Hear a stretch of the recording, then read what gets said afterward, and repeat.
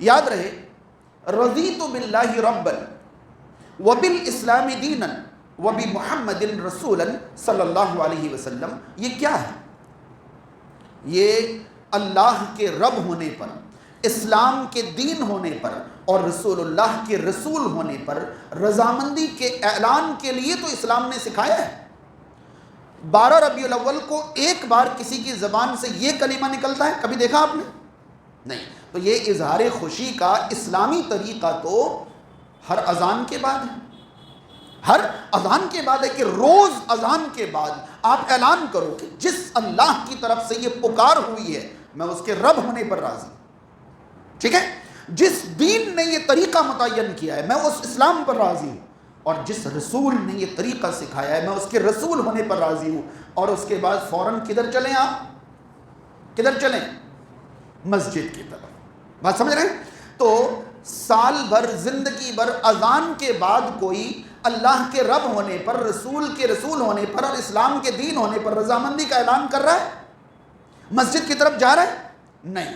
مگر اب صاحب ان کو تمام دلائل دکھتے ہیں کہ یہ خوش ہی نہیں ہے۔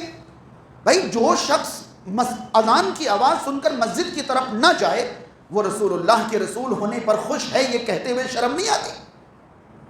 ہاں، وہ سے اسلام کے دین ہونے پر خوش ہے، یہ کہتے ہوئے شرم نہیں آتی؟ آخر اظہار خوشی کا تعلق کسی دن، کسی مہینہ، کسی گھڑی، کسی مدت سے کب سے ہو گئی؟ اظہار خوشی کی کوئی مدت ہو سکتی ہے مگر خوش ہونے کی کوئی مدت نہیں۔ ہم جب سے ہوش پائے ہیں اللہ کے رب ہونے پر، اسلام کے دین ہونے پر اور رسول اللہ کے رسول ہونے پر راضی تھے، راضی ہیں اور راضی رہیں گے۔ آج میں یہاں کھڑا ہوں تو رسول اللہ کی تعلیم پر اظہار خوشی کے لیے کھڑا ہوں، تبھی یہ کس کی تعلیم سے کھڑا ہوں میں؟ اور یہ آپ سب جو بیٹھے ہیں یہ رسول اللہ کی تعلیم پر ہی تو بیٹھے ہیں۔ یہ اظہار خوشی ہے کہ جو انہوں نے سکھایا ہے اس پر عمل کیجیے، یہ اظہار خوشی ہے۔ خیر، ایک بات تو میں آپ کو یہ سمجھانا چاہتا تھا، اور دوسری بات اس سے بھی اہم ہے۔ میں تمہید کے طور پر یہ دو باتیں اس لیے سمجھا رہا ہوں کہ یہ دو باتیں سمجھ میں آ جائیں گی تو مسئلہ سمجھنا اور سمجھانا آسان ہو جائے گا۔ دیکھیے، قرآن اور حدیث اسلام کی بنیاد ہے، مگر قرآن اور حدیث کو صحابہ کرام نے کس طرح سمجھا ہے اسی طرح سمجھنا اہم ترین ضرورت ہے۔ اگر یہ بات سمجھ میں آئی، قرآن اور حدیث اسلام کی بنیاد ہے، کوئی شک اور شبہ نہیں، مگر قرآن کی کسی آیت سے آپ کو اگر کوئی چیز سمجھ میں آ رہی ہے تو آپ کو دیکھنا پڑے گا کہ اس آیت سے یہی چیز صحابہ کرام کو سمجھ میں آئی تھی یا نہیں آئی تھی۔ اگر آپ کو کسی آیت سے کوئی بات سمجھ میں آ رہی ہے تو آپ باہر کھڑے ہو کے اعلان نہیں کر سکتے کہ یہ آیت اس بات کی دلیل ہے، بلکہ آپ کو یہ دیکھنا ہوگا کہ اس آیت سے وہی بات صحابہ نے سمجھی تھی یا نہیں سمجھی تھی۔ ایسا کیوں کہہ رہا ہوں میں؟ اب آپ کے سامنے کچھ سوال ہیں، اس کا جواب دیجیے۔ قرآن مجید پر صحابہ کرام نے عمل کیا یا نہیں کیا؟ کیا جواب ہے؟ بالکل تمام لوگ جواب دیں تاکہ مجھے لگے کہ ہاں میں سمجھا پا رہا ہوں اپنی بات۔ رسول کریم صلی اللہ علیہ وسلم پر نازل شدہ قرآن پر صحابہ نے عمل کیا یا نہیں کیا؟ جو عمل کیا وہ مکمل عمل تھا یا ادھورا عمل تھا؟ کسی کو بھی کوئی اختلاف ہو تو بتا سکتے نہیں بھائی صحابہ کا عمل ادھورا تھا، کوئی ایسا اعتراض کرنا نہیں، ادھورا تھا، مکمل تھا۔ اچھا، اگلا سوال، صحابہ کرام نے قرآن پر جو عمل کیا وہ عمل صحیح تھا یا غلط؟ صحیح تھا۔ 3 سوال ہو گئے، عمل کیا یا نہیں کیا؟ تو کیا۔ مکمل کیا یا آدھا ادھورا کیا؟ تو مکمل کیا۔ صحیح کیا یا غلط کیا؟ تو اب بتائیے، ان کے بعد والوں کو صحابہ کے عمل کے مطابق قرآن پر عمل کرنا ہے یا قرآن کی آیتوں سے خود سمجھ کر نیا دین بنانا ہے؟ کیا کرنا ہے؟ ان کے مطابق عمل کرنا ہے نا۔ کیوں؟ کیونکہ ان کے عمل کی اصلاح کے لیے اللہ کے رسول صلی اللہ علیہ وسلم ان کے درمیان تھے۔ اگر وہ قرآن کی کسی آیت پر غلط عمل کرتے فوراً ان کی اصلاح ہو جاتی، آدھا عمل کرتے پورا کروا دیا جاتا، نہیں کرتے تو کروایا جاتا۔ انہوں نے عمل کیا بھی، پورا بھی کیا اور صحیح بھی کیا۔ لہذا ہمیں قرآن اور حدیث پر عمل فہم صحابہ کے مطابق کرنا ہے، اپنی فہم کے مطابق نہیں کرنا ہے۔ 2 بنیادیں سمجھ میں آ گئیں۔ خوش ہونا اور خوشی منانا یہ 2 الگ الگ چیزیں ہیں، اور قرآن اور حدیث کا ہونا کافی نہیں ہے، قرآن اور حدیث کی فہم بھی صحابہ کے مطابق ہونا ضروری ہے. اگر بات سمجھ میں یا نہیں؟ اب آگے بڑھیے. اب میں آپ کو سمجھاتا ہوں کہ یہ دو چیزیں آپ تک کیوں سمجھائیں. یاد رہے قرآن مجید میں اللہ تعالیٰ نے ہمارے ایمان کو صحابہ کرام کے ایمان کی طرح ہونا ضروری ہے یہ حکم دیا ہے. ہمارا عمل صحابہ کے عمل کی طرح ہونا ضروری ہے یہ حکم دیا ہے. ہم صحابہ کرام کی طرح ان کی اتباع میں زندگی گزار سکے تو اللہ ہم سے راضی ہو جائے گا. اس کی خوشخبری سنائی ہے. کیوں سنائی ہے؟ اس لیے کہ قرآن و سنت کی طرح فہم صحابہ بھی ہمارے لیے ضروری ہے. اب چلیے میں اس ویڈیوز کی بات آسان لفظوں میں کم الفاظ میں پیش کرتا ہوں. ایک صاحب جاتے ہیں, ان کو روکا جاتا ہے, روک کر ان سے کہا جاتا ہے کہ عید کی نماز کتنے بجے ہے؟ اسلام میں تو 2 ہی عیدیں تھیں, آپ تیسری کہاں سے لے آئے؟ تو فوراً کہتے ہیں کہ بھائی آپ عید کے لفظ سے دھوکہ کھا گئے. عید کا مطلب ہوتا ہے خوشی کا اظہار کرنا. دیکھو ہر ہفتے جمعہ کا دن جو ہے عید ہے تو مہینے میں 4 عیدیں منا لیتے ہو. ہاں, دسترخوان نازل ہوا تو اللہ نے اس کو عید کہا, تو اس دسترخوان پہ کون سی نماز پڑھی تھی؟ تو عید کا معنی اظہار خوشی ہے. اور بتاؤ میں رسول اللہ کی ولادت کی خوشی کا اظہار نہ کروں؟ ہاں, اب ان 3-4 میں سے ایک صاحب آپس میں صحیح کہہ رہے ہیں, کہتے ہیں ہاں صحیح کہہ رہے ہیں. اچھا دیکھیے میں آپ کو اس بارے میں ایک اصول پیش کر کے دیتا ہوں. اسلام میں جو بھی عبادات ہیں ان عبادات کا تعلق کبھی وقت سے ہے, کبھی دن سے ہے, کبھی تاریخ سے ہے, اور کبھی مہینے کی تاریخ سے. کتنی قسمیں ہو گئی؟ 4. ان کو سمجھیے. ہم جو روز نمازیں قائم کرتے ہیں ان نمازوں کا تعلق دن سے نہیں وقت سے, اور وقت روز ریپیٹ ہو جاتا ہے. لہذا نمازیں ہمیں کب ریپیٹ کرنی ہے؟ روز ریپیٹ کرنی ہے. سورج ڈھلنے پر آپ کو ظہر پڑھنی ہے تو سورج ہر دن ڈھلے گا, لہذا آپ کو ظہر ہر دن ادا کرنی ہے. تو اس کا تعلق وقت سے ہے, اور وقت روز ریپیٹ ہوتا ہے. بھئی سورج ایک مثل ہو جائے گا تو عصر پڑھنی ہے, روز سورج مثل ہوگا روز عصر پڑھنی ہے. سورج ڈوب جائے تو آپ کو مغرب پڑھنی ہے, روز ڈوبے گا روز پڑھنی ہے. سورج ڈوبنے کے بعد جو لالی ہے وہ ختم ہو جائے تو عشاء پڑھنی ہے, روز ختم ہو روز پڑھنی ہے. تو ریپیٹ کتنی بار ہو رہا ہے وقت؟ ہر دن ایک بار. تو ہر دن ایک بار آپ کو یہ عمل کرنا ہے. اگلا عمل دن سے متعلق ہے. جمعہ کے دن, اس کا تعلق جمعہ سے, تاریخ کوئی بھی ہو, یہ دن والا عمل ہے. جب جب جمعہ کا دن آئے گا تب تب ہمیں یہ عمل کرنا ہے کہ نہائیں گے, دھوئیں گے, اچھا لباس پہنیں گے, جمع ہوں گے, اور ایک خطبہ ہوگا, اور یہ خطبہ 2 رکعت کے برابر ہوگا. اور روز اس ٹائم پر جو 4 پڑھتے تھے وہ آج 2 پڑھیں گے, اور 2 کے برابر خطبہ سنیں گے. یہ دن کی عبادت ہے جمعہ کے دن. اور ہفتے میں 7 دن ہیں تو 7 میں سے کوئی بھی دن کتنے دن میں ریپیٹ ہوگا؟ 7 دن میں ریپیٹ ہوگا. تو ہر 7ویں دن ہمیں یہ عمل کرنا ہے. اب کچھ اعمال جو ہیں تاریخ سے متعلق ہیں, جیسے چاند کی روشن تاریخوں میں روزہ رکھو. تو ہر مہینے چاند کی 13ویں 14ویں 15ویں تاریخ کو روزہ رکھنا ہے. تو 13 14 15 تاریخ ہر مہینے میں کتنی بار آئے گا؟ ایک بار. اب یہ ہفتے میں ریپیٹ نہیں ہوگا بلکہ یہ مہینے میں ریپیٹ ہوگا. تو آپ نے اس مہینے 3 روزے رکھے, اب آپ کو اگلے مہینے 3 روزے رکھنے, پھر اگلے مہینے, پھر اگلے مہینے, پھر اگلے مہینے. اگلی بات سمجھ میں؟ یہ تاریخ ہے, کیونکہ تاریخ مہینے میں ایک بار ریپیٹ ہوتا ہے, دن ہفتے میں ایک بار ریپیٹ ہوتا ہے, اور وقت ہر دن ریپیٹ ہوتا ہے. اگلی بات سمجھ میں؟ اس کے بعد مہینے کی تاریخ سے کچھ عبادات متعلق ہیں. مہینے کی تاریخ سال میں ایک بار آتی ہے. جیسے شوال کی پہلی تاریخ کو عید مناؤ تو شوال سال میں کتنی بار آئے گا؟ ایک بار آئے گا. اور شوال کی پہلی تاریخ کتنی بار آئے گی؟ تو یہ صرف تاریخ سے متعلق نہیں ہے, یہ مہینے کی تاریخ سے متعلق ہے. محرم کی 10ویں تاریخ کو روزہ رکھنا ہے تو محرم کی 10ویں تاریخ سال میں کتنی بار آئے گی؟ ذی الحجہ کی 9ویں تاریخ کو روزہ رکھنا ہے تو ذی الحجہ کی 9ویں تاریخ سال میں کتنی بار آئے گی؟ اب آپ بتائیے کہ جس عید کی بات چل رہی ہے یہ وقت والی ہے, دن والی ہے, مہینے والی ہے, یا سال والی ہے؟ کون سی والی؟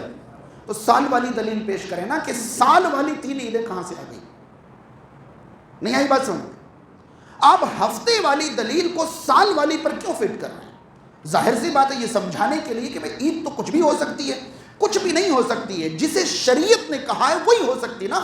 جمعہ کو تو شریعت نے ہفتے کی عید کہا ہے, مگر 12 ربیع الاول کو کون سی شریعت نے عید کہا ہے یہ تو بتائیے آپ. اور یہ آپ سال میں ایک بار کر رہے ہیں, اور جب بھی آپ سے دلیل مانگی جائے تو آپ دلیل دیتے ہیں ہفتے والی؟ کہتے ہیں رسول اللہ نے اپنی پیدائش کے دن روزہ رکھا تھا، تو بھائی آپ سال میں 52 روزے رکھیے نا، ہمیں بھی ابھاریے، ہمیں بھی توفیق دے اللہ تعالیٰ۔ مجھے بتائیے کوئی رسول اللہ کی ولادت کے نام پر سال کے ہر ہفتے پیر کے دن روزہ رکھے، ہم میں سے کوئی منع کرے گا اس کو؟ نہیں منع کرے گا نا۔ تو شریعت پر عمل ایسے ہوتا ہے۔ تو 2 عیدیں ہیں، 3 کہاں سے لائے؟ تو بھائی دسترخوان، یاد رہے جس دسترخوان کا وہ ذکر کر رہے ہیں وہ دسترخوان نازل ہی نہیں ہوا تھا، اور اس دسترخوان کو اللہ تعالیٰ نے عید نہیں کہا تھا، بلکہ عیسیٰ علیہ السلام کے 12 حواریوں کا جو ذکر آتا ہے انہوں نے مطالبہ کیا تھا کہ اللہ تعالیٰ سے دعا کریے کہ دسترخوان نازل کریں، اگر یہ دسترخوان اتر جائے گا تو جس دن دسترخوان اترے گا اس دن کو ہم عید بنا لیں گے۔ اللہ تعالیٰ نے یہ فرمایا کہ اتار دوں گا، مگر اس کے بعد اگر نافرمانی ہوئی تو ایسی سزا دوں گا جیسی آج تک کسی کو نہیں دی ہے۔ تو انہوں نے ڈر کے مارے منع کر دیا کہ ہمیں نہیں چاہیے دسترخوان۔ یہ دسترخوان اترا ہی کب اور اس کی عید بنی کب، اور اللہ تعالیٰ نے اس کو عید کب کہہ دیا؟ آ گئی بات سمجھ میں؟ اب اگلی بات ہوتی ہے، ان سے پوچھا جاتا ہے کہ اچھا عید تو سمجھ میں آ گئی، 2 نہیں 4 5 10 12 50 بھی ہو سکتے ہیں، یہ بتاؤ کون سے صحابی نے منایا؟ اب وہ ایک حدیث پیش کرتے ہیں، صحابی نے نہیں منایا، یہ آپ کو کس نے کہہ دیا؟ صحابی نے منایا ہے، کیونکہ آپ کو لفظ میلاد سمجھ میں نہیں آیا۔ اب وہ کہتے ہیں کہ دیکھیے میلاد کا معنی ہوتا ہے رسول اللہ کی ولادت، ان کا بچپنا، ان کی جوانی، ان کی عمر، ان کی حیات کو ذکر کرنے کو میلاد کہتے ہیں۔ پہلی غلط بیانی یہ، یاد رہے میلاد عربی کا لفظ ہے، اس کو عربی میں ظرف کہتے ہیں، اور ظرف کے صرف 2 معانی ہو سکتے ہیں، وقت اور جگہ۔ یعنی میلاد کا معنی یا تو پیدائش کا وقت ہوگا یا پیدائش کی جگہ۔ بچپن، جوانی، ادھیڑ، زندگی کے واقعات، اس کو میلاد نہیں کہتے، اس کو سیرت کہتے ہیں، اس کو حیات کہتے ہیں، اس کو سوانح کہتے ہیں۔ آپ نے دیکھا ہوگا کہ سال بھر جو محفلیں منعقد ہوتی ہیں دین کی، کچھ لوگ اسے محفل میلاد کہتے ہیں اور کچھ لوگ اسے جلسہ سیرت النبی کہتے ہیں۔ مقصد دونوں کا ایک ہی ہے کہ ہمیں رسول اللہ کا تذکرہ کرنا ہے۔ سال بھر رسول اللہ صلی اللہ علیہ وسلم کی زندگی کا ذکر کرنے کے لیے جو جلسہ سیرت النبی منعقد ہوتا ہے، ہم اور آپ میں سے کبھی کسی نے اس پر اعتراض کیا؟ اس جلسے پر کیوں اعتراض ہوگا؟ رسول اللہ کا ذکر کرنا کب سے غلط ہو گیا؟ ہم نے ابھی 21 اگست کو مسجد ابو بکر صدیق نالا پار میں جلسہ سیرت النبی منعقد کیا ہے۔ ہم اگر اس کو غلط کہتے تو ہم خود کیوں کرتے؟ پوسٹر دیکھ لینا آپ، 21 اگست کو ابھی جو گزرا ہے، پچھلے جمعرات کو ہم نے کیا ہے، ٹھیک ہے؟ تو یہ سیرت النبی اور حیات النبی اور رسول کریم صلی اللہ علیہ وسلم کی سوانح بیان کرنا، اس کے لیے ربیع الاول کے انتظار کی ضرورت، 12 تاریخ کی ضرورت نہیں ہے، اور نہ ہی کسی وقت کی ضرورت ہے۔ تو سال میں کبھی بھی، ابھی کہتے ہیں صحابہ کرام نے منائی، کیسے نہیں منائی؟ آئیے میں آپ کو حدیث سناتا ہوں۔ انہوں نے حدیث سنائی، جو حدیث سنائی وہ حدیث صحیح مسلم کے اندر ہے، جامع ترمذی کے اندر ہے، سنن نسائی کے اندر ہے، مسند احمد کے اندر ہے۔ میں وہ حدیث سناتا ہوں، وہ حدیث کیسے ہے؟ معاویہ بن ابی سفیان رضی اللہ تعالیٰ عنہ سے، یہ جو میں حدیث سنا رہا ہوں یہ صحیح مسلم والی سنا رہا ہوں، باقی مزید جگہوں پر میں ابھی ذکر کروں گا۔ فرماتے ہیں کہ ایک مرتبہ معاویہ بن ابی سفیان مسجد میں گئے، انہوں نے دیکھا کچھ لوگ حلقہ بنا کر بیٹھے ہوئے، تو انہوں نے پوچھا کیسے بیٹھے ہو؟ تو لوگوں نے کہا نذکر اللہ، اللہ کا ذکر کر رہے ہیں۔ کیا کر رہے ہیں؟ اللہ کا ذکر۔ تو انہوں نے کہا کہ اللہ ما اجلسکم الا ذاک، تم اللہ کی قسم اٹھا کر کہہ سکتے ہو کہ اسی لیے بیٹھے ہو؟ کس لیے؟ اللہ کے ذکر۔ تو انہوں نے کہا واللہ ما اجلسنا الا ذاک، لوگوں نے کہا کہ اللہ کی قسم اس کے علاوہ اور کوئی مقصد ہمارا نہیں ہے، ہم تو اللہ کے ذکر کے لیے بیٹھے۔ قال اما انی لم استحلفکم تہمۃ لکم وما کان احد بمنزلۃ من رسول اللہ صلی اللہ علیہ وسلم اقل عنہ حدیثا منی۔ انہوں نے کہا کہ دیکھو تمہاری بات جھوٹ سمجھتے ہوئے میں نے تم سے قسم نہیں لی ہے، بلکہ مسئلہ یہ ہے کہ میں رسول کریم صلی اللہ علیہ وسلم سے ویسے تو بہت کم حدیثیں بیان کرنے والا انسان ہوں، لیکن میں نے آپ صلی اللہ علیہ وسلم کو دیکھا تھا کہ آپ ایسے ہی ایک بار مسجد میں گئے تھے اور آپ صلی اللہ علیہ وسلم کے کچھ ساتھی مسجد میں بیٹھے ہوئے تھے، تو رسول کریم صلی اللہ علیہ وسلم نے ان سے پوچھا تھا ما اجلسکم، کیسے بیٹھے ہو؟ تو انہوں نے یہ کہا تھا جلسنا نذکر اللہ ونحمدہ علی ما ہدانا للاسلام ومن بہ علینا۔ یہ حدیث انہوں نے پیش کی، پتہ ہے کیا ہے؟ تو صحابہ کرام نے کہا تھا کہ ہم اللہ کا ذکر کرنے، اللہ کی اس بات پر تعریف کرنے کے لیے کہ انہوں نے ہمیں اسلام کی ہدایت دی۔ کس نے؟ اللہ نے۔ ومن بہ علینا، اور آپ کے ذریعے ہم پر احسان کیا۔ کس نے؟ کس نے؟ اللہ نے. ہم اس لیے بیٹھے ہیں. قال اللہ ما اجلسکم الا ذاک, تو رسول اللہ نے بھی ان سے پوچھا تھا کہ قسم کھاؤ اسی لیے بیٹھے ہو؟ انہوں نے کہا واللہ ما اجلسنا الا ذاک, اللہ کی قسم ہم اسی لیے بیٹھے ہیں. تو رسول اللہ صلی اللہ علیہ وسلم نے ان سے کہا تھا کہ میں تمہاری بات جھوٹ سمجھ کر تم سے قسم نہیں لے رہا ہوں, بلکہ ابھی ابھی جبریل نے آ کر مجھے بتایا کہ تم پر تو اللہ تعالیٰ فرشتوں کے سامنے فخر کر رہا. آئی بات سمجھ میں؟ یہ حدیث صحیح مسلم میں ہے, سنن نسائی میں ہے, جامع ترمذی میں ہے, مسند احمد میں ہے. ٹھیک ہے. اب اس حدیث کو انہوں نے پیش کیا, جو ویڈیو میرے پاس آئی اس میں وہ پتہ ہے کیا کہتے ہیں؟ وہ کہتے ہیں کہ دیکھو صحابہ کرام نے کہا ہم اللہ کی تعریف کرنے بیٹھے ہیں کہ انہوں نے آپ کو پیدا کیا, ہاں آپ کو ہمارے لیے ہدایت کا ذریعہ بنایا, آپ کا معاملہ کیا, ہم آپ کی ولادت اور میلاد کا ذکر کرنے کے لیے بیٹھے ہیں. یہ ان کے الفاظ. تو اللہ تعالیٰ نے فرشتوں کے درمیان ان کی خوشی. بھلے دیکھو صحابہ کرام میلاد منا رہے ہیں تو اللہ تعالیٰ فرشتوں پر فخر کر رہا ہے, اور ہم میلاد منائیں گے تو اللہ خوش نہیں ہوگا. مزے کی بات بتاؤں, اس حدیث کو امام مسلم نے اپنی کتاب میں ذکر کیا تو چیپٹر کیا قائم کیا, باب کیا قائم کیا جانتے ہیں؟ باب فضل الاجتماع علی تلاوت القرآن, قرآن کی تلاوت کے لیے جمع ہونے کے بارے میں. یہ امام مسلم رحمۃ اللہ علیہ کی کتاب میں چیپٹر بنا ہوا ہے. ترمذی کے اندر اس کا چیپٹر کیا بتائے؟ امام ترمذی نے اس حدیث کو لکھا تو انہوں نے لکھا ہے باب القوم یجلسون یذکرون اللہ تعالی, اللہ کا ذکر کرنے کے لیے مجلس قائم کرنے کے بارے میں. یہ چیپٹر امام ترمذی نے قائم کیا. امام نسائی کا چیپٹر 4 قدم آگے ہے. وہ کہتے ہیں وقت کے حاکم کا کسی بات پر عوام سے قسم اٹھانے کے بارے میں یہ چیپٹر. بات سمجھ رہے؟ انہوں نے اس کو, امام نسائی نے ذکر کیا کہ وقت کے حاکم کسی بات پر عوام سے کیا لے سکتے ہیں؟ قسم لے سکتے ہیں. اس میں قسم لینے کا ذکر ہے نا, اور ان ابواب کے تحت اس کو ذکر کیا. کیا آپ میں سے کسی کو لگا کہ صحابہ کرام یہاں بیٹھ کر 12 ربیع الاول کی تاریخ میں میلاد منا رہے تھے؟ نہیں, انہوں نے کہہ دیا دیکھو صحابہ کرام تو میلاد منا رہے تھے, سارے صحابہ مناتے تھے. خیر آگے چلیے. اب وہ سامنے والا کہتے ہیں اچھا صحابہ کرام میلاد بھی مناتے تھے, اچھا یہ بتاؤ کہ دین تو مکمل ہو چکا تھا, تم نے دین میں اضافہ کیسے کر دیا؟ ہمارے یہی سوالات ہوتے ہیں نا. اب انہوں نے پتہ کیا جواب دیا؟ تمہیں کسی نے غلط پڑھا دیا ہے, دین میں اضافہ یہ ہے ہی نہیں. انہوں نے کہا یہ بتاؤ رسول اللہ صلی اللہ علیہ وسلم کے زمانے میں اسپیکر تھے؟ ہاں اسپیکر تھے؟ نہیں. یہ بتاؤ قرآن مجید میں زبر زیر لگے ہوئے تھے؟ اور یہ بتاؤ جن حدیثوں کے ہم سے حوالے مانگ رہے ہو وہ صحیح بخاری, صحیح مسلم, ابو داؤد, نسائی, ترمذی رسول اللہ کے زمانے میں تھے؟ تو کیا ان ساری چیزوں کو تم اسلام میں اضافہ کہو گے, بدعت کہو گے؟ اب آپ دیکھیں یہاں سمجھنے کی چیز کیا ہے کہ ایک بدعت ہوتی ہے اور ایک مصلحت ہوتی ہے. بہت اچھی طرح سمجھیے, ایک مصلحت اور ایک بدعت.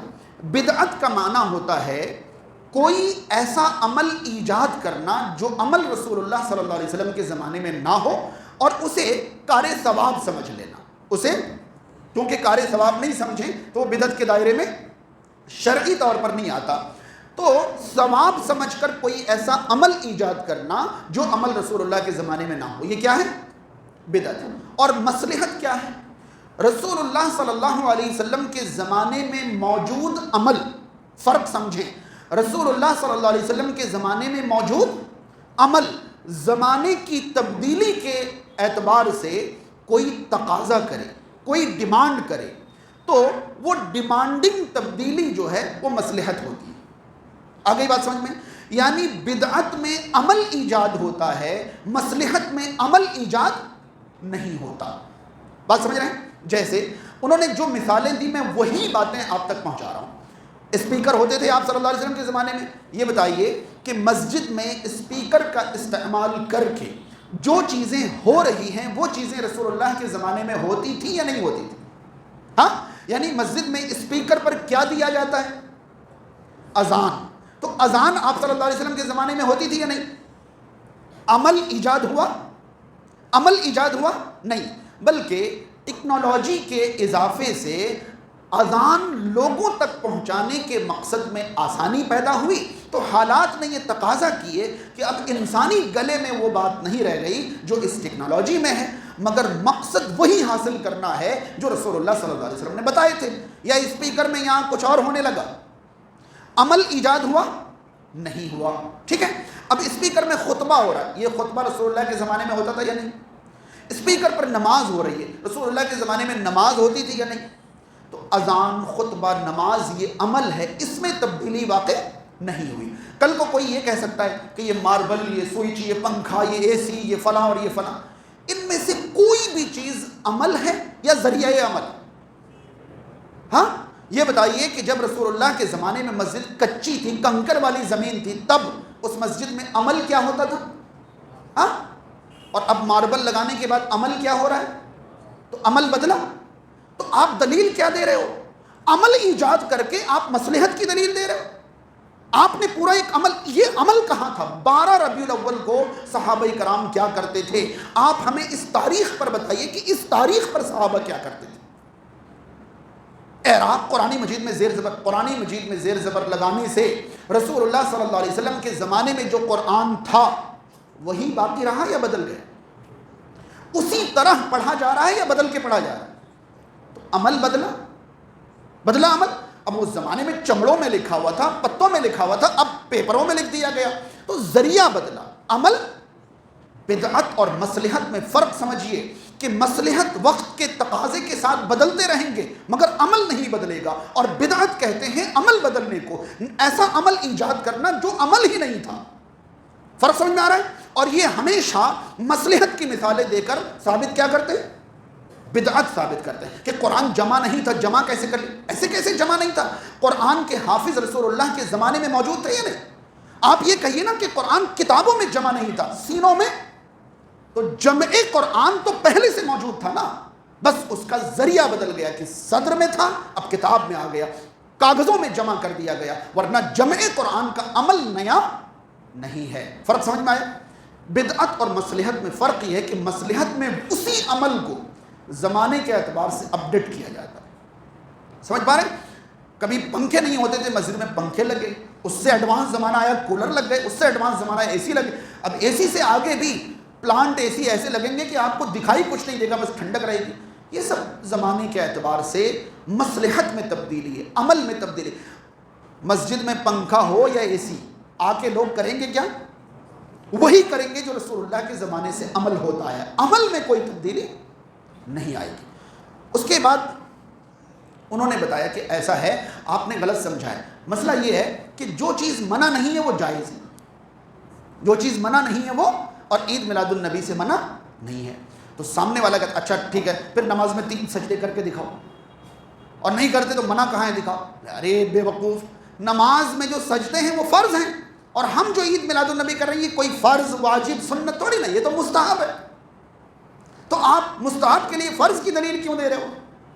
یہ بتائیے کہ مستحب کسے کہتے ہیں؟ پتہ ہے, مستحب کہتے ہیں کہ وہ عمل جسے کرنے پر ثواب ملے اور نہ کرنے پر کوئی گناہ نہ ہو. ٹھیک ہے, یہ مستحب ہے. وہ کہہ رہے ہیں کہ اسے کرنے والا کرے تو ثواب ملے گا, اور نہیں کرے تو کوئی گناہ نہیں, تو مستحب ہے. تم فرض کی دلیل کیوں دے رہے ہو؟ دیکھیں, ہمارے یہاں عمل کی 2 قسمیں اس طرح سے ہیں, کچھ عمل ثواب والے ہیں اور کچھ عمل ضروریات پوری کرنے والے ہیں. ہم ان کو عبادات اور عادات میں تقسیم کرتے ہیں. کن میں؟ وہ عمل جو ہم اللہ کو راضی کرنے کے لیے کرتے ہیں ان میں منع نہیں, حکم ضروری ہوتا ہے.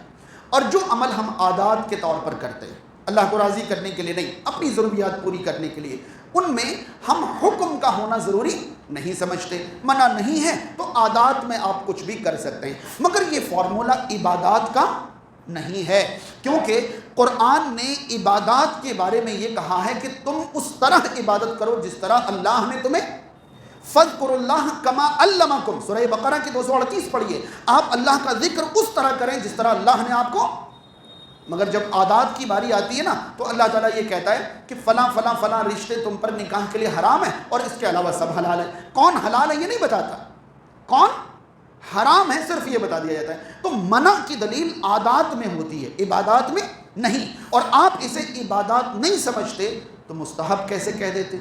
کیونکہ مستحب تو اس عمل کو کہتے ہیں جس کے کرنے پر ثواب ملے. اب دیکھیے, ایک طرف وہ کہہ رہے ہیں کہ یہ مستحب ہے, کرے کرے نہیں کرے کوئی مسئلہ نہیں, اور دوسری طرف اس موقع پر ایک شعر چلتا ہے, سنا ہے کبھی آپ لوگوں نے؟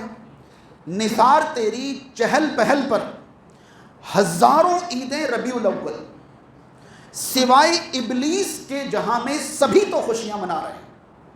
سنا آپ نے؟ مطلب سمجھ گیا کہ جیسی ربیع الاول کا مہینہ آیا، جو چہل پہل شروع ہوئی ہے، ادھر سجاوٹ، ادھر قمقمے، ادھر روشنی، ادھر بجلی، ادھر فلاں، ادھر، یہ جو ربیع الاول کی چہل پہل ہے، اس چہل پہل پر 1000 عیدیں قربان ہو جائیں. یہ بتائیے کون سی عیدیں قربان ہو جائیں؟ کون سی؟ میں بتاؤں کون سی؟ جن کو رسول اللہ نے عید کہی ہے. سمجھ پا رہے ہیں؟ کہنے کا مطلب یہ کہ ہماری بنائی ہوئی اس عید پر رسول اللہ کے بتائے ہوئے 1000 عید کیا ہے؟ قربان ہے. پھر بھی محبت کا دعویٰ ہے. ورنہ آپ بتائیے نثار تیری چہل پہل پر ہزاروں عیدیں ربیع الاول، یہ ہزاروں عیدیں کون سی نثار ہے؟ نثار کا مطلب تو جانتے ہیں نا، مطلب ربیع الاول تیری چہل پہل پر 1000 عیدیں قربان ہیں. نثار کا مطلب تو یہ 1000 عیدیں کون سی والی قربان کر رہے ہیں؟ رسول اللہ والی نا. یعنی رسول اللہ نے جسے عید قرار دیا ہے ویسی 1000 عیدیں ہم اپنی بنائی ہوئی عید پہ قربان کر دیں. ہے نا محبت کی دلیل. اس کے بعد سوائے ابلیس کے جہاں میں سبھی تو خوشیاں منا رہے ہیں. حضرت آپ کہہ رہے ہو یہ فرض نہیں ہے، یہ سنت نہیں ہے، واجب نہیں ہے. جو روز فرض ہے وہ سال بھر 80% مسلمان نہیں کر رہے ہیں، تب تو آپ انہیں ابلیس نہیں کہتے. میری بات شاید نہیں سمجھ میں آئے. جو ہم پر روز فرض ہے، آپ مستحب کے لیے کہہ رہے ہو کہ ابلیس کے علاوہ سبھی خوشیاں منا رہے ہیں، مگر نماز کے لیے کبھی آپ نے کہا کہ ابلیس کے علاوہ سبھی نماز پڑھ رہے ہیں؟ یعنی جو نماز قائم نہ کرے وہ،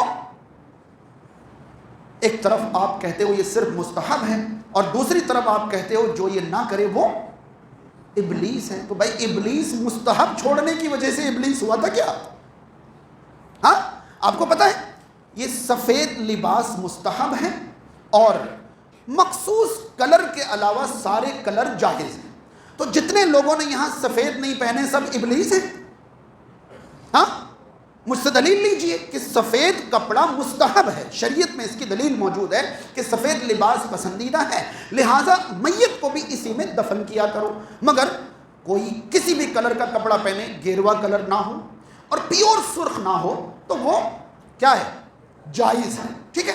تو مستحب سے کم جو ہے وہاں سیدھا ابلیس. ہاں اگر آپ مستحب پر عمل نہیں کریں گے تو سیدھے ابلیس. بھائی ابلیس مستحب چھوڑنے کی وجہ سے ابلیس نہیں ہوا تھا. اگلی بات سمجھ میں. اس کے بعد ان سے کہا جاتا ہے کہ دیکھو اتنی فضول خرچی تم کر رہے ہو، تم کو غریب غربا نہیں دکھائی دے رہے ہیں؟ تم کو غریب غربا نہیں دکھائی دے رہے ہیں؟ تو فوراً کہتا ہے بھائی جان آپ کے پاس فون کون سا ہے؟ آئی فون 14 ہے. ہاں تو بولے یہ بتائیے آپ جو ہے 5-7 ہزار کا فون رکھ کے باقی پیسے غریبوں میں نہیں بانٹ سکتے تھے؟ پھر ان سے کہتا ہے بھائی جان آپ نے اپنے بیٹے کی شادی کری ابھی کتنا خرچ کیا؟ تو کہتا 50 لاکھ کیوں کری؟ آپ 2-4 لاکھ میں شادی کر کے باقی غریبوں میں نہیں بانٹ سکتے تھے؟ مطلب یہ کہ اگر میں فضول خرچی کر رہا ہوں تو جو لوگ فضول خرچی کر رہے ہیں اس کی وجہ سے مجھے بھی برا نہ کہو. بات سمجھ رہے ہیں؟ یعنی کہ اگر میں غلط کر رہا ہوں تو تم کون سا صحیح کر رہے ہو؟ سبھی لوگ غلط کر رہے ہیں، لہٰذا مجھے بھی غلط نہ کر. فضول خرچی کو صحیح قرار دینے کے لیے اور فضول خرچی کو دلیل بنانا، یہ کیسا ہے؟ نہیں آئی بات سمجھ میں؟